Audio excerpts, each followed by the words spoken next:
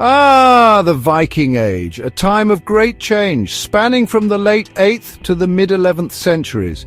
During this era, Vikings explored, raided and traded across vast distances, leaving behind a rich archaeological record. Among the many fascinating objects they left us are the whalebone plaques, some of the most enigmatic artifacts from the Viking world. Their precise purpose remains a subject of much debate among scholars, making them particularly compelling objects of study for understanding the Norse past. These artifacts are far more than simple pieces of worked bone. They are windows into the Viking mind, challenging our understanding of daily life and beliefs. What were these carefully shaped plaques truly used for? Why were they made from the bones of great whales? These questions drive archaeological inquiry as researchers look for clues in their form, their material, and where they are found. The answers are not always straightforward, and this inherent ambiguity is part of their allure. Each plaque seems to hold a silent story waiting to be deciphered. Viking whalebone plaques are not found everywhere. Their discovery locations are quite specific. They appear in Scandinavia, Norway, Sweden, and Denmark, and are also found in Viking settlements overseas, including sites in the British Isles, Iceland, and Greenland. Often they are recovered from graves specifically associated with female burials, and sometimes they turn up in settlement sites amidst the debris of daily life. Their contexts suggest they were personal items of some importance, not casually discarded. The physical characteristics of these plaques are quite distinctive. Most are flat and generally rectangular or subrectangular in shape, crafted from cetacean bone, meaning the bone of whales.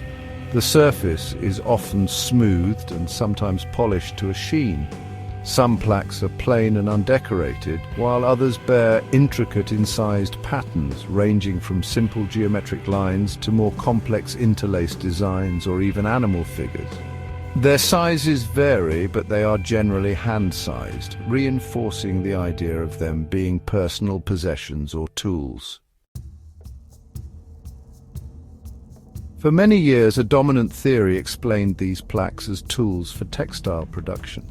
You see, the Vikings were renowned for their textiles, with wool and linen fabrics being essential for high-quality cloth used in sails, clothing, and trade. Weaving was a vital skill, primarily undertaken by women, and creating these textiles required a range of specialized tools. This context made the textile tool theory seem very plausible, fitting well with our understanding of Viking Age domestic economy. This interpretation identified the plaques as items like pin beaters or sword beaters, tools used on an upright loom. The weaver would use such an implement to beat or press the weft threads tightly together, creating a dense and durable fabric.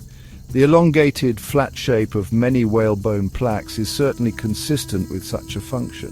Similar tools made of wood or bone are known from other cultures and later periods in Scandinavian history, lending considerable weight to the textile tool hypothesis for a long time.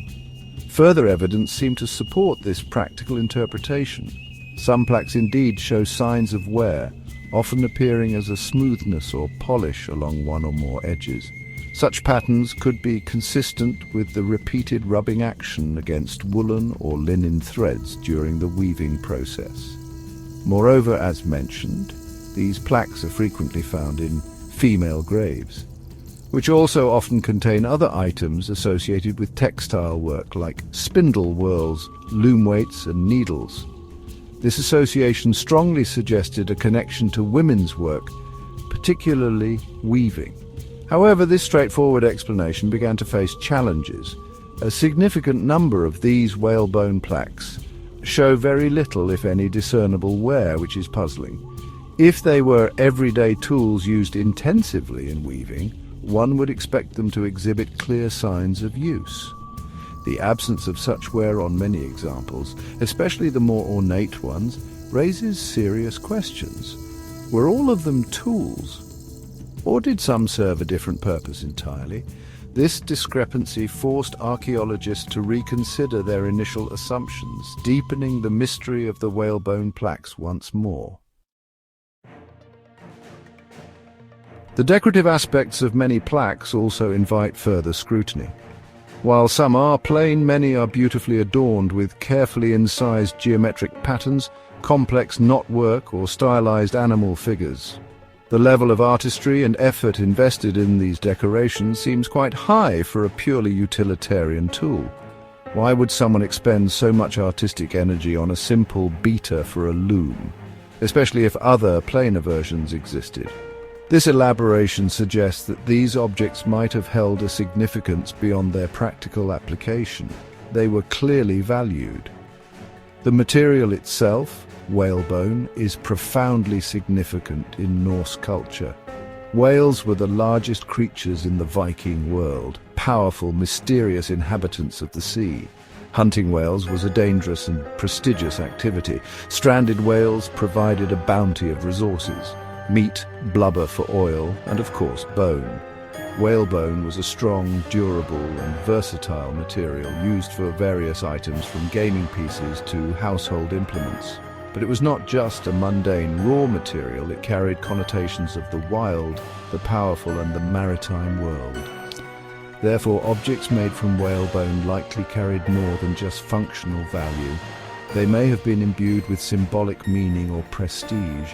Possessing and using items made from the bones of these great sea creatures could have signified status, connection to the ocean, or even magical properties. The very act of working whalebone, of shaping it into these specific forms, might have been a meaningful process. This material dimension is crucial. It suggests these plaques were more than just tools. They were objects embedded in a web of cultural meanings related to the sea and its powerful denizens. This understanding opens the door to alternative interpretations. If not all were tools, what else could they be? Perhaps some plaques, particularly the highly decorated and unworn ones, served ceremonial or ritual purposes. Their inclusion in graves certainly suggests a personal connection that transcended the purely practical. Could they have been badges of office, symbols of identity, or objects used in specific social displays or religious practices? The lack of clear, uniform wear patterns across all examples strongly encourages us to explore these less utilitarian, more symbolic possibilities in Viking society. Alternative theories propose that these whalebone plaques functioned as symbolic items, possibly representing a woman's role or status within her community.